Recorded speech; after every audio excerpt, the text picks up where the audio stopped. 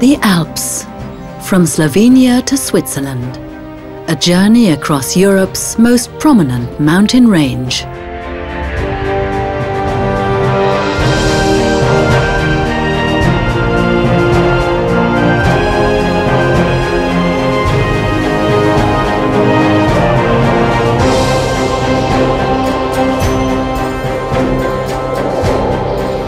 The Alps from above, a journey with aerial shots from a unique perspective and stories about man and nature.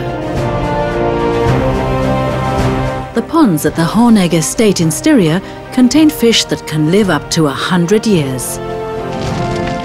And in Radenthein is the only farmer's bath in Europe.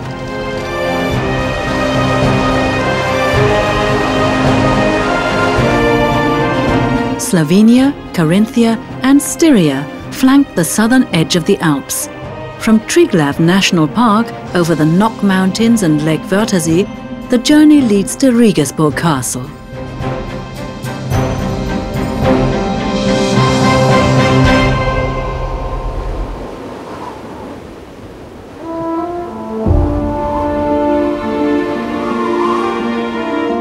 The Alps, a gigantic mountain range in the heart of Europe.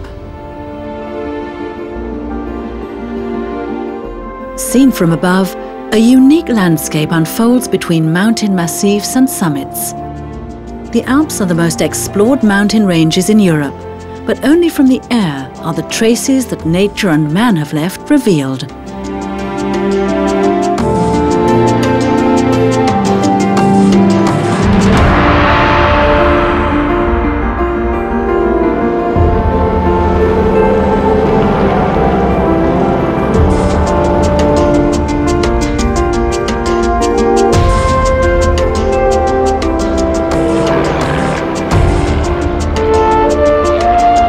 Photographer Matevž Lenarčič knows the Alps from above like few others. With his small plane, he's always in search of the best aerial shot.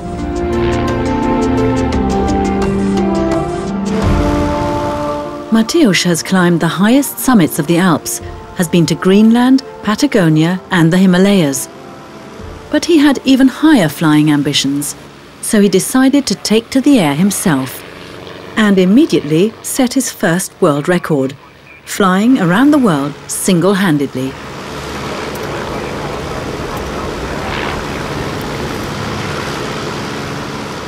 In preparation for the trip, he flew over the Alps numerous times. He knows every peak from Slovenia to France. His home airfield lies at the edge of Triglav National Park. When the weather is good, I just hop into my plane and fly off. Of course, you need a lot of experience to fly a plane and take photographs at the same time. Not everyone can do that.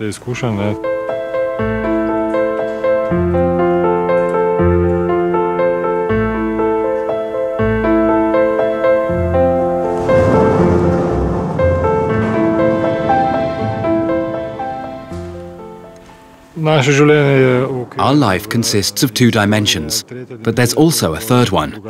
Most people never have the chance to get a bird's eye view of the world. It's a shame, as the view from above is much more interesting than that from the ground. There's always something new.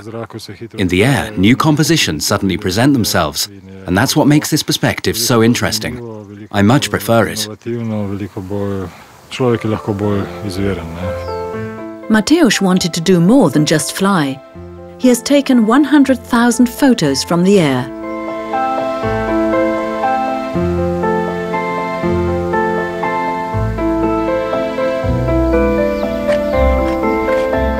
Matevž had his motor glider converted especially for these flights.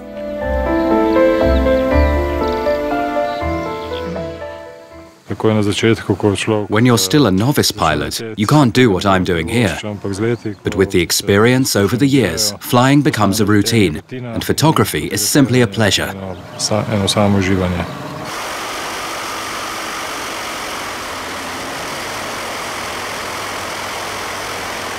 Matevž's plane can rise up 6,000 meters at a rate of 6 meters per second.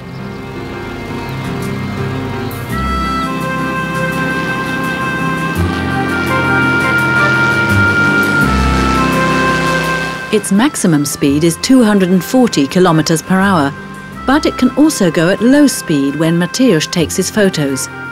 Even so, when he has found a shot, he has to act quickly.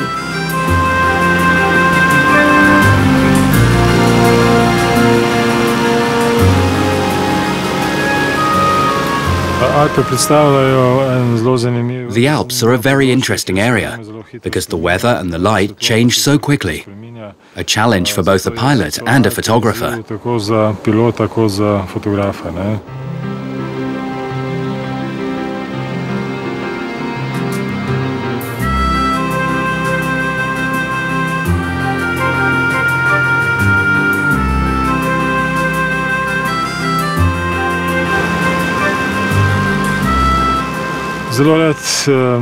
I most like taking landscape photos from above, because you quickly have to find order in all this chaos.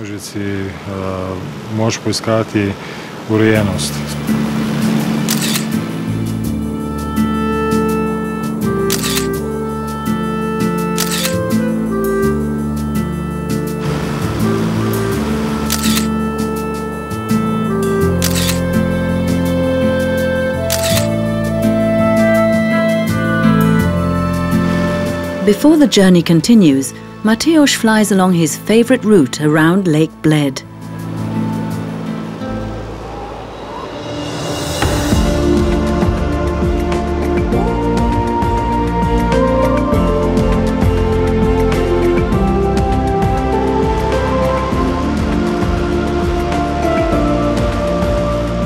The oldest castle in Slovenia is 130 meters above sea level. It was a present from the German Kaiser Heinrich II to the Bishop of Brixen in the 11th century.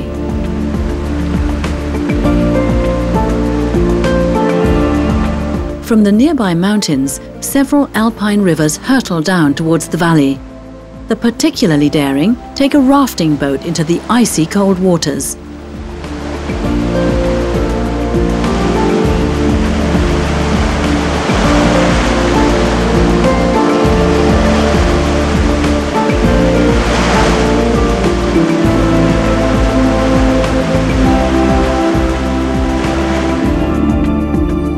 Over the Karavanki Mountains, the flight continues north to Radenthein in the Austrian state of Carinthia.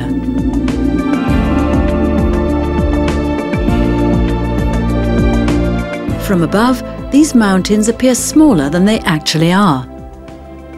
The Nock mountains are green and wooded, with extensive alpine pastures that reach up into the summits. The tree line is higher here than in other alpine regions, which gives the illusion that the mountains are less dramatic than they actually are.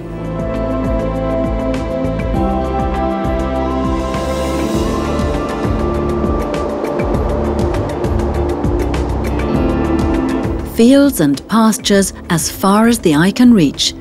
It's the perfect landscape for happy cows.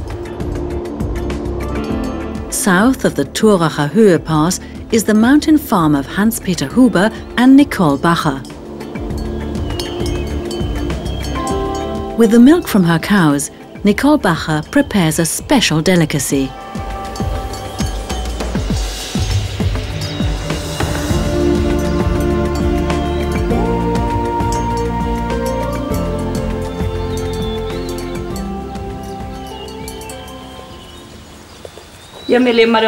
We live 1,630 meters above sea level. We're family business and have about 32 milk cows and 50 young animals. We put the cows out to pasture all summer up on the mountain. The grass is particularly fresh there. They are even milked up there, and the milk is brought down here every day.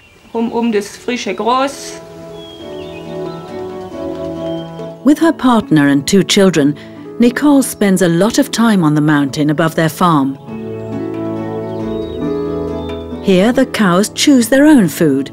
The spicy herbs in the area add to the flavor of their milk.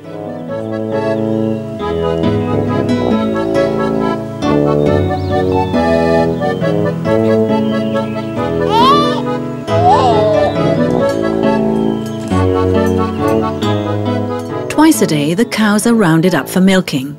Nicole and Hans-Peter are the highest milk farmers in Carinthia.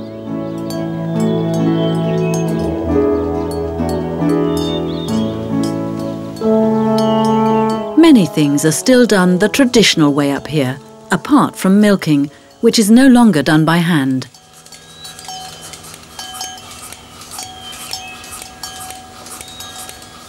The milk is immediately processed by Nicole into ice cream made of fresh ingredients.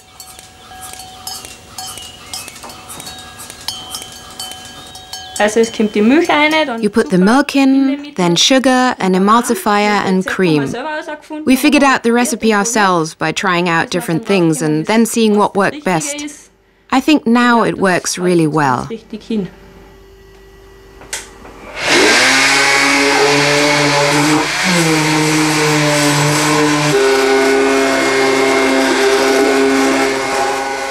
In the small dairy, Nicole produces her creations. Every month, there's a new variety of farmhouse ice cream. On our list of ice creams, we've got about 100 different varieties. Cider ice cream or mulled cider ice cream. You can make ice cream out of anything. Her children usually stick to chocolate, strawberry or vanilla.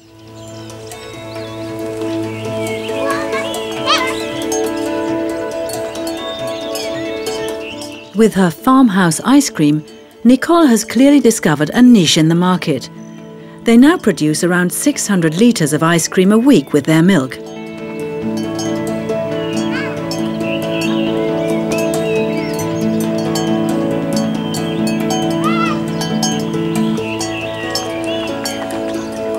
While the cows trot to their next milking session, the journey through Carinthia continues.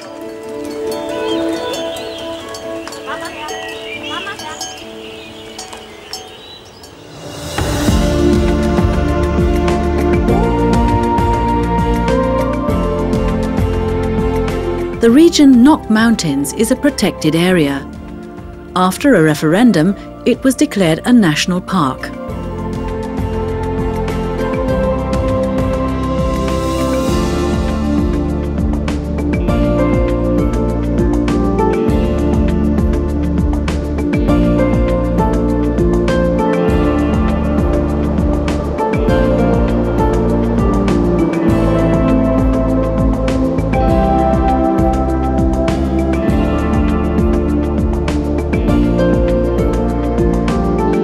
In the foothills of Königstuhl Mountain is the last farmer's bath in Europe. For centuries, people have come here to be healed from various ailments.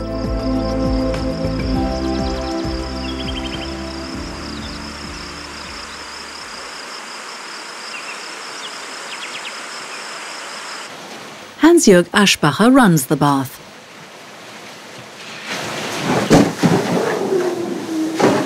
There have always been baths like this in the area. The first mention of one is in 1749. It used to be a bath for the farmers, as there was no way to heat water here in those days. The bath was kept going. Now I'm the 9th generation to work here. I hope it will continue to stay in service for just as many years.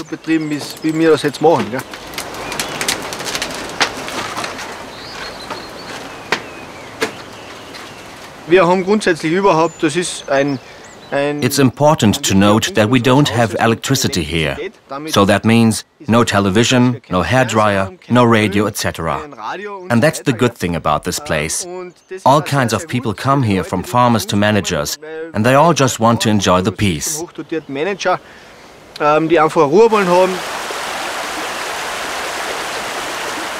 Hans-Joerg wants to keep up the tradition in the most authentic way possible.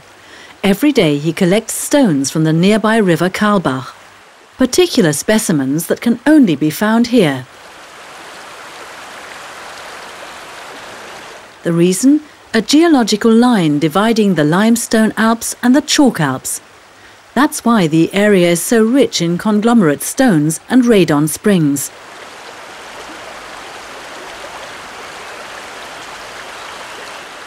The stones from the river contain minerals like brimstone and iron.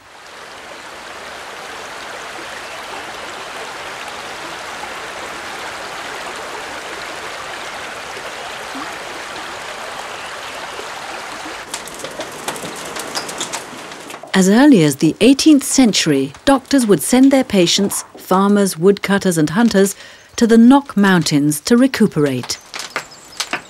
Just as his ancestors did 300 years ago, Hans-Joerg heats the stack of larch tree every morning. On it he piles stones, with a special, much treasured technique.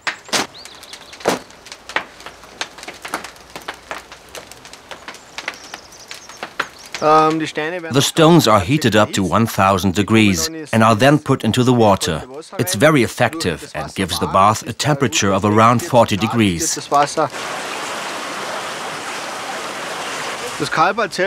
We have a spring under the house. Its water is fed into a gully system and is then channeled along drains that lead into the individual basins. Und wird eben individuell zu den Wandern geleitet mit Steinen, mit Stopfen.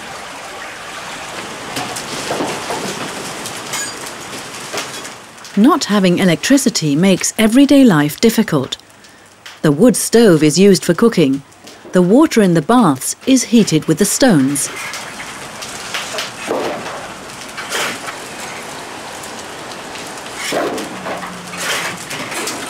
It takes 2 hours before they're ready. The glowing red stones are carried down to the bathing room in wooden buckets.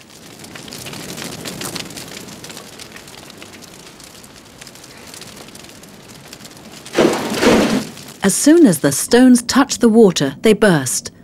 That releases the minerals contained within that soothe rheumatism, gout or joint pains.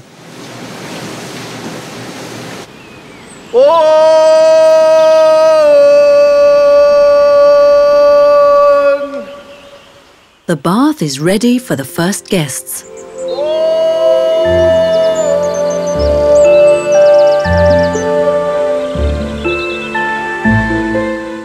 There is only one bathing session per day. Men and women have separate areas and lie in the basins for almost an hour. It's so relaxing and warm, and it would do anyone good. When the bathing is over, Hans-Joerg has time for his actual job as a farmer.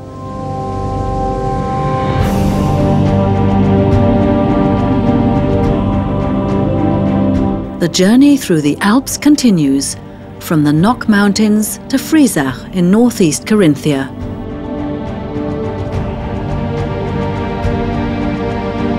The route follows the river Glan to the east.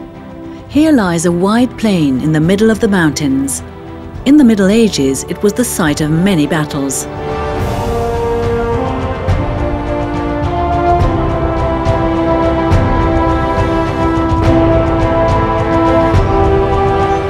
Old defence forts attest to the area's turbulent past, like Hoch Osterwitz Castle.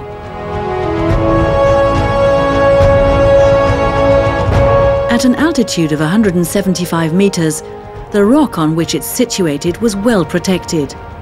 14 fortified gates had to be passed to reach the castle. This clever construction made it impossible to seize the fortress.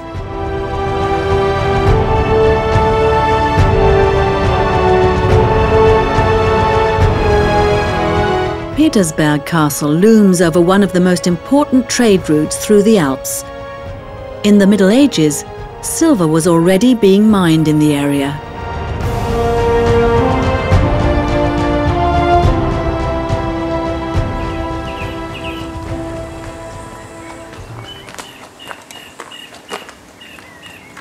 Peter Lizzi regularly goes up to the attic of the castle, for this is where a nocturnal animal comes to rest during the day.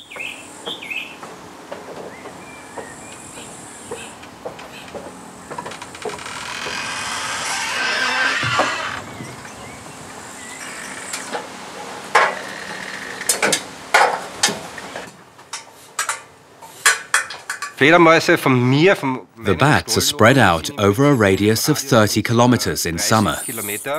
Some are here in the castle, others in a nearby church. They like to stay in the churches and old roofs of Frieza.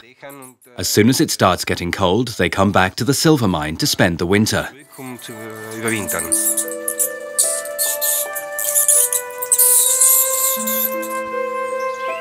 It was in an old silver mine that Peter Lizzi first became interested in bats. He had bought an old miner's hut, and while having it converted, he stumbled across the tunnel. My main house is right in front of the mine, and in the evening, when we had dinner outside, bats were always flying around. So I asked myself where they came from. We finally twigged that they were flying in and out of the mine. Peter had actually intended to set up a wine cellar in the mining gallery, but when he saw the number of bats that lived there, he decided not to disturb their home. Together with Stefanie Wohlfahrt from the local office for bat protection, he now studies the population living in the mine. When they try to leave the mine, the animals get tangled up in the nets and can be counted. Bats are associated with blood-sucking creatures. We're very happy to have them here, as there are hardly any insects. And when you watch them, then you can see that they're actually very lovable animals. At the moment, some 140 bats are in the gallery for the winter. In the whole of Carinthia, only around 8,000 remain. I'm very proud of the tunnel because it was one of the first silver mines here in Carinthia. The mines are spread throughout the entire mountain. It's full of holes, a bit like Swiss cheese.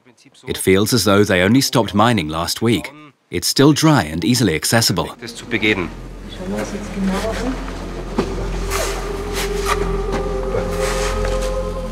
The silver mine is a complex labyrinth. The lesser horseshoe bat that lives here has become rare in Central Europe. One of the reasons for this is the lack of suitable wintering grounds.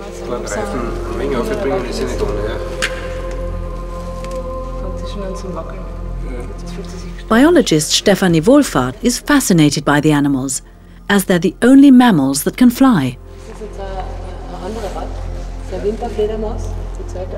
The temperatures in the mine are consistently between 6 and 7 degrees all year round, ideal conditions for its winged inhabitants.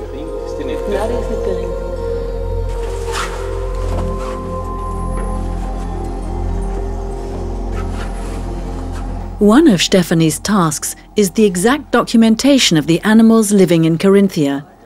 The facts and data about each animal are precisely recorded and evaluated.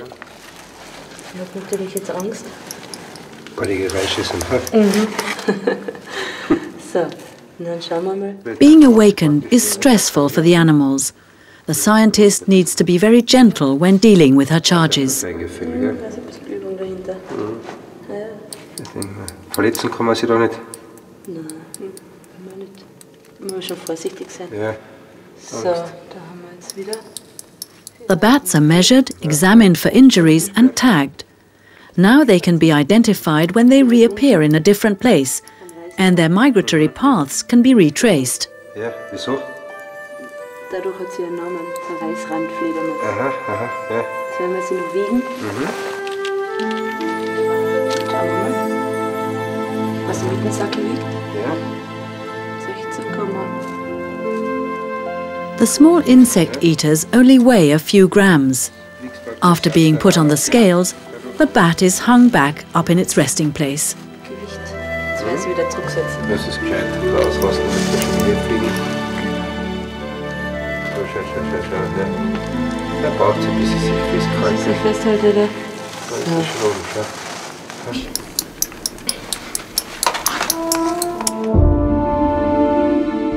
The flight over the Alps continues further south to Ferlach.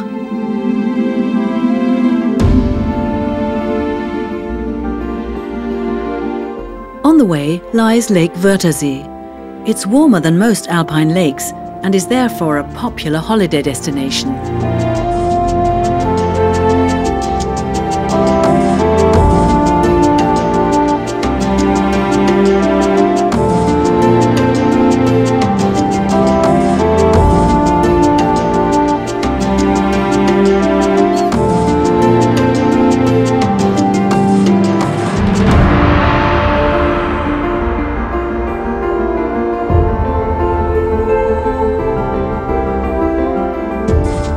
Towards the end of the 19th century, ornate mansions, luxury hotels, and elegant lidos came into existence here. In the middle of the following century, the international jet set and local VIPs took over.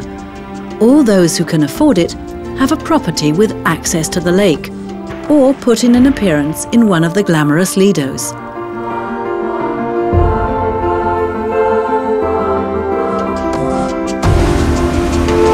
Not many people are allowed to speed over the lake in a motorboat. The licenses are limited and cost up to 100,000 euros per boat.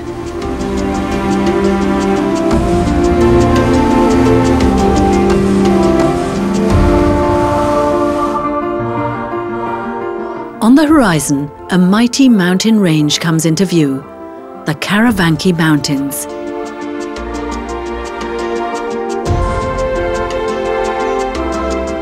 Since 1919, the border between Carinthia and Slovenia's Gorenjska has run along the main ridge of the mountains.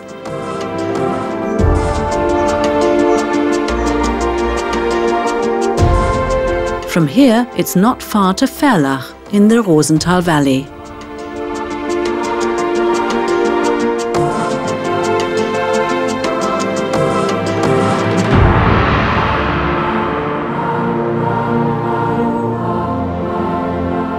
This is where the craft of the gunsmith is long established. The tradition dates back to the 16th century.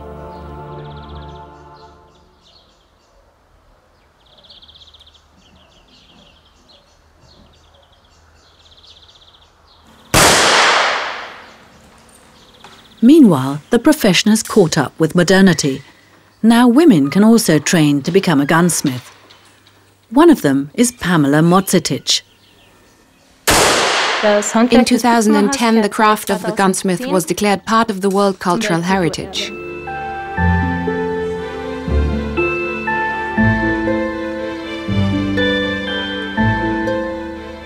The great thing is that we're preserving an old tradition.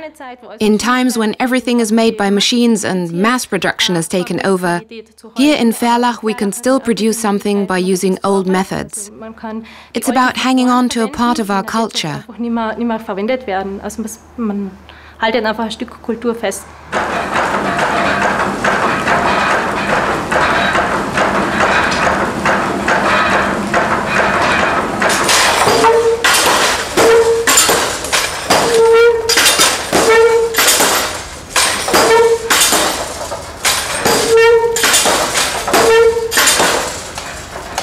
Worldwide, there are only 4 schools left that teach the trade. The school at Ferlach is one of particularly high repute. In the workshop, the historic heavy sledgehammers are still in use.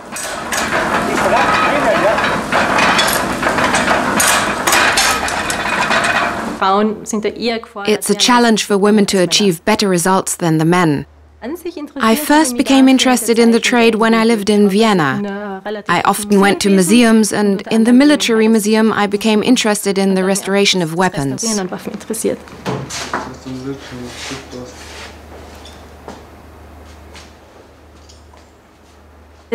There are blueprints, but they aren't really passed around. We don't want to find replicas in China or India.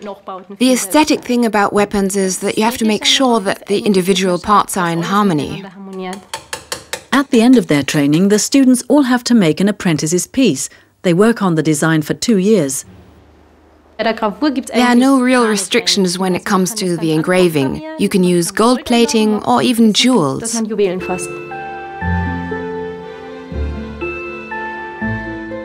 The exclusive weapons are worth several €100,000. An authentic Ferlach gun is technically perfect, precise, and ornately decorated. They're collector's items. Still quite a few people go hunting with them. Pamela isn't keen on hunting. She simply wants to make beautiful weapons that make it easier. I made a carbine which is shorter than a normal gun. It saves weight when you go up the mountain to shoot chamois, for example, or red deer.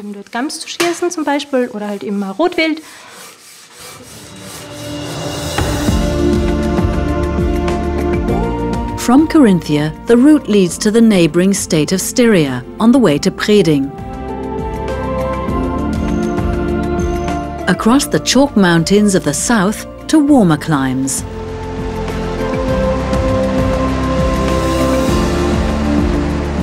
On the foothills of the Alps, wine and fruit are grown.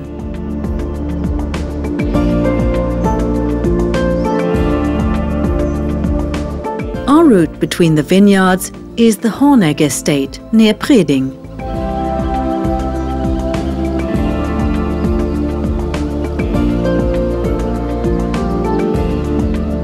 Here, fish farming has a long tradition. The first artificial ponds were created in the Baroque era.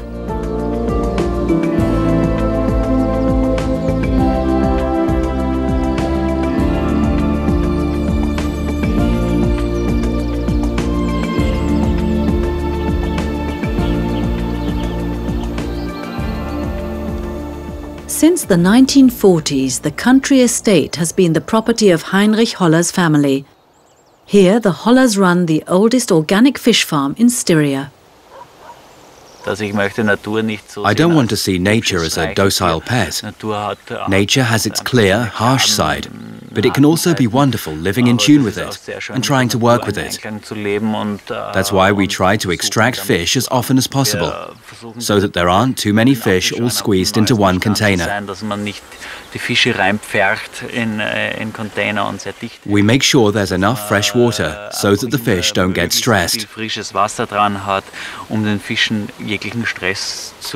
They are our food, and they're living creations that you have to take care of.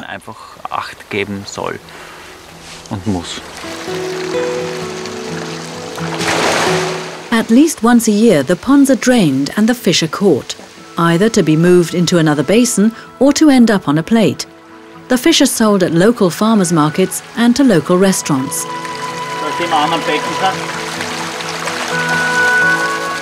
It's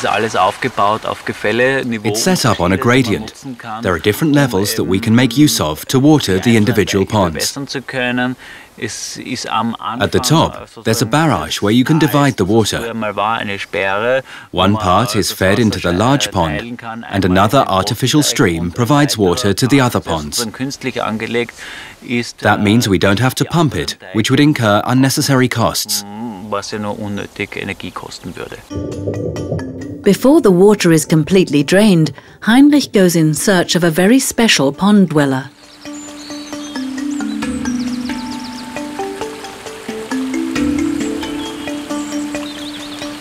He gets put into a smaller pond in the winter. Every pond is fished once a year so that you get all of the fish out.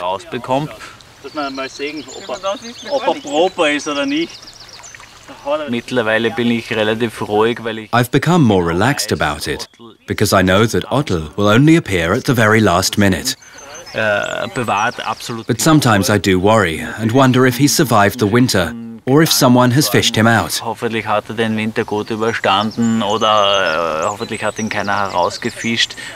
But I don't think he'd easily take the bait, as he has plenty of food in here.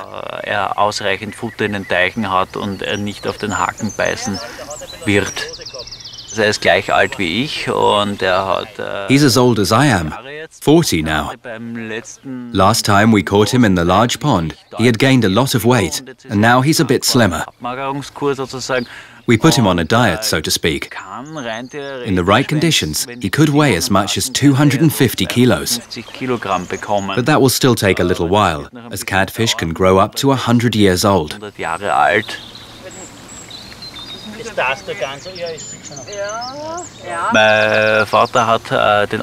My father got Otto from Hungary as a young catfish in the year I was born.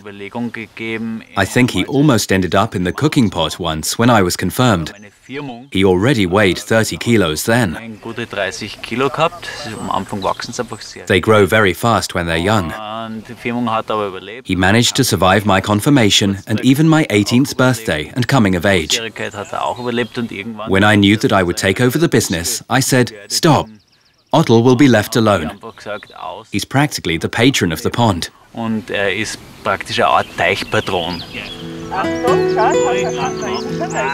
Otto, the mighty catfish, is transferred to his summer residence in his own tailor-made carrier.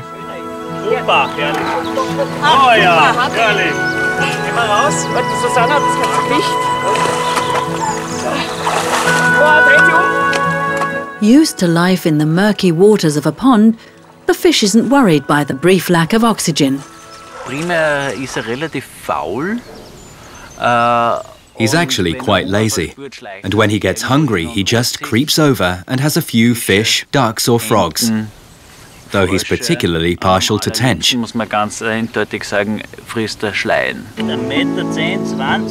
Though Otto may be the same age as his owner, he's long surpassed him in length at 2.11 meters.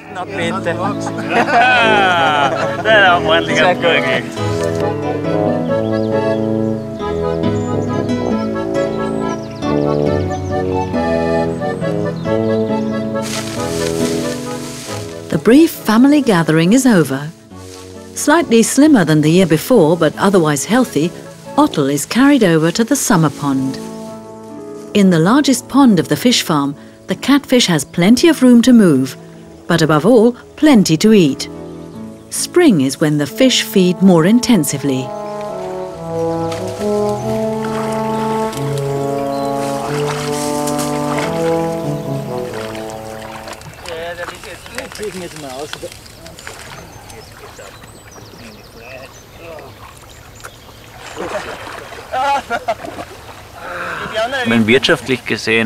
Economically, it really is madness keeping him. But he's just a very special animal. We just have to see who lives the longest. We both have about the same life expectancy, but I think he might have a slightly quieter life. So I wonder which of us will outlive the other. Kritisch werden, wer älter wird von uns beiden.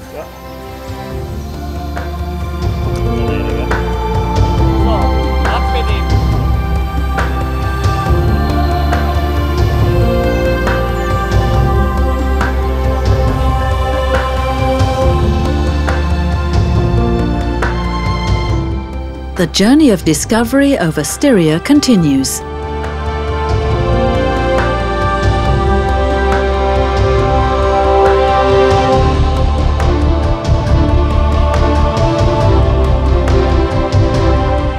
Stein's castle towers above the roofs of the market town of the same name.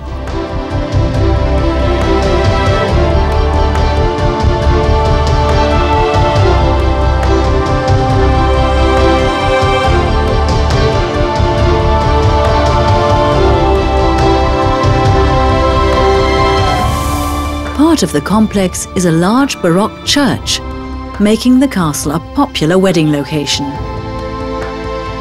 Traditionally, Schilcher wine is produced in the region from a grape that's been cultivated here since Roman times. But Michael Weutz has stronger ambitions. In St. Nikolai, he runs a whiskey distillery. The idea to make whiskey only developed gradually. I'm more from the fruit distilling end. My father had a weekend home in St. Nikolai and was a hobby winemaker for 40 years. But he never let me anywhere near the vines. It was only when I was grown up and started looking for my own hobby that I started distilling schnapps. The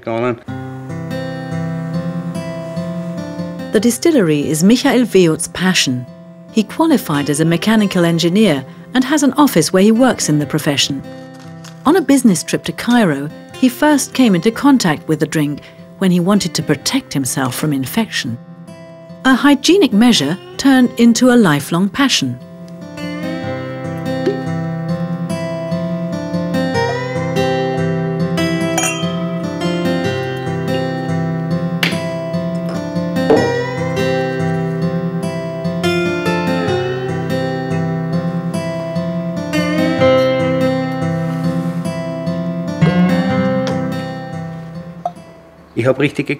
I have proper tasting rounds.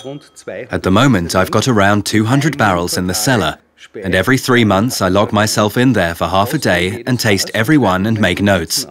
It's really learning by doing. I'm still developing, but can sense what makes a fine whiskey.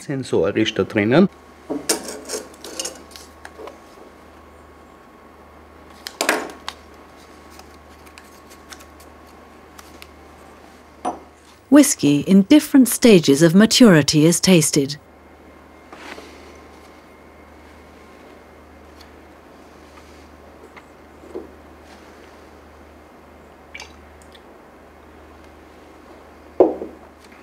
A drop of water emphasizes the flavor. Michael Wielz doesn't just enjoy experimenting with whiskey, but also invents new types of schnapps. There's hardly a fruit or vegetable that he hasn't tried out. I used everything from kiwis, nectarines, honey melons to organic tomatoes to make schnapps. I just enjoy experimenting. The modern distilling machines were constructed according to his own needs. The Scottish method of distilling is used. Barley germinates and is then dried. After that, it's ground and left to ferment.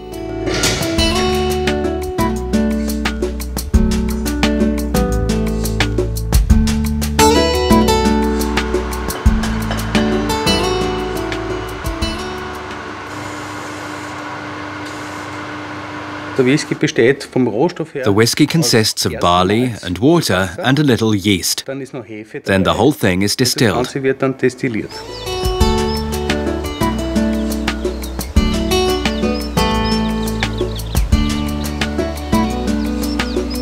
To add a special flavour to his whiskey, Michael follows the Scottish example. He burns it over peat. Not far from the distillery, there's a peat bog. He goes there to cut the amounts of peat he needs to dry for fuel. The smoke from the burning peat, over which the malted barley is dried, gives the whiskey its distinctive taste.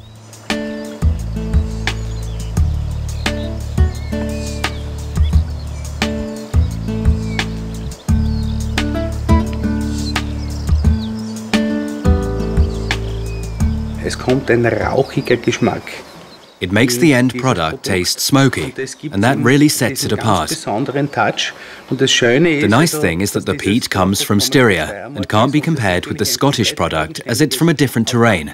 It's unique. The ground in Scotland is different, and that makes their whiskey taste different. That's what makes it so special, even for the Scots. Having been a distiller for a number of years, I've now got quite a good sense of which wood I should choose for my product. Storing the whiskey in wooden casks rounds off the taste. Certain types of wood add their own colour and taste to the whiskey. Others are more subtle, emphasising the whiskey's own flavour.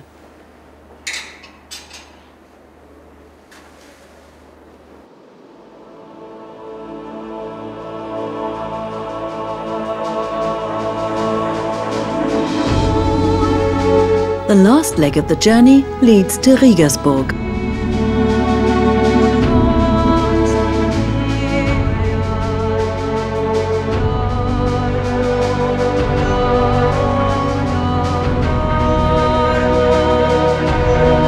Large parts of eastern Styria are only sparsely populated.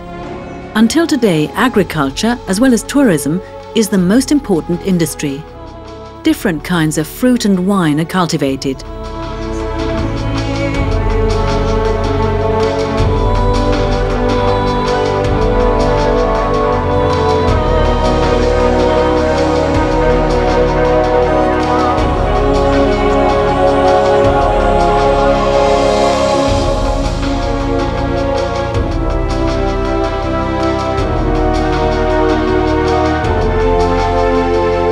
Towards the east, the hills flatten out, and the horizon comes back into view.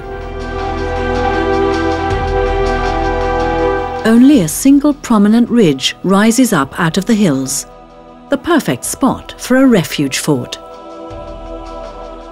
Riegersburg Castle is perched on a 200-metre-high volcanic cone, with sheer drops on three sides. It's not surprising that the mighty fortress could never be seized.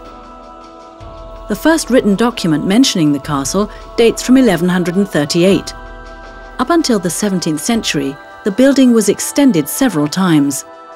The Count of Purgstall wanted to make it the strongest fortress in Christendom.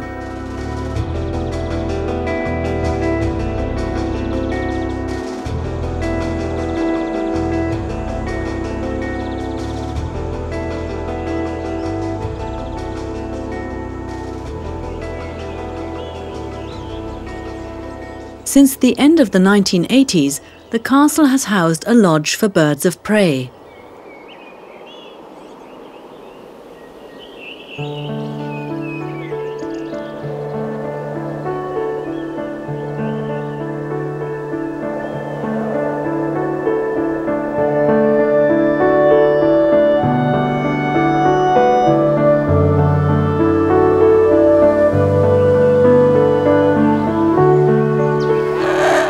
Johannes Zechner lives in the village at the foot of the castle hill.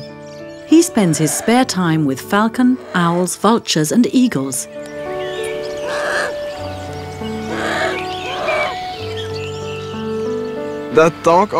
My day up on the hill starts at around 8:30. First I get the feed ready, then the aviaries have to be cleaned.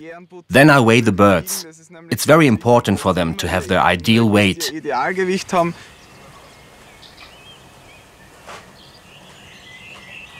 The daily trip to the weighing scales is a set ritual. The weight of the birds is monitored to prevent the birds from being overfed or starved.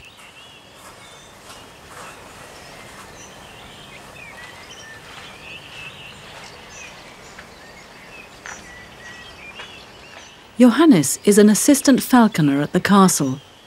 When he started out, he was only allowed to weigh the animals. Now he also trains them for the flying display. The birds already fascinated me as a child. I went up to the castle almost every other month with my family. Eventually I discovered that there were interns working here. When I was about 6 or 7 years old, I told my mother, "I'm at school now, so I can take a holiday job. I want to try it."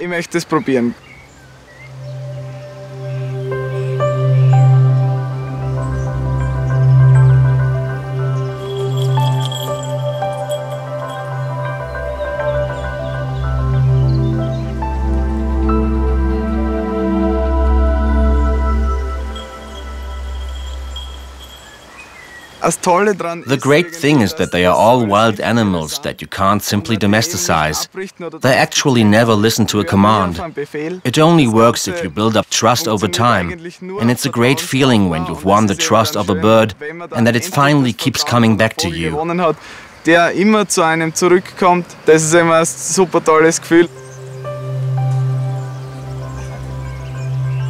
Handling birds of prey always requires a certain amount of courage.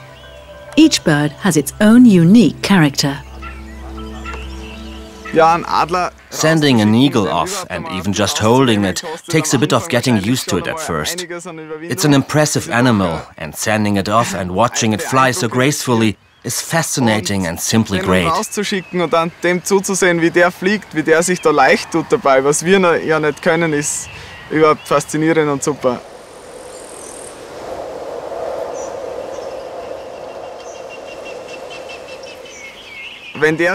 If he hits my fist from a nosedive, that's a particularly amazing feeling. It's quite an adrenaline rush. It's amazing.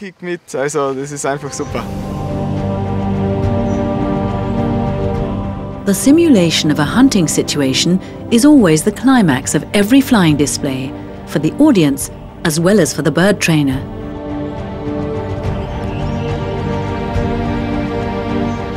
The typical ascending air currents round Riegersburg Castle carry the eagle high up into the sky. Even at a height of several hundred meters, he never misses his prey. As soon as Johannes pulls a fake fox out of a hole in the ground, the bird's hunting instincts are activated.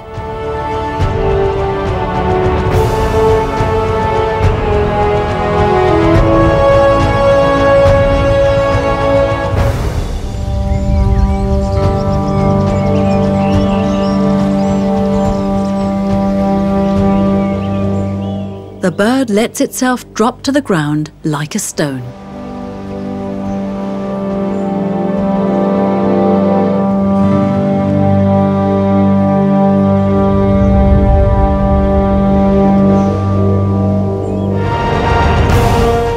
Without flapping its wings once, the eagle has reached its target. Few other animals make hunting look so graceful.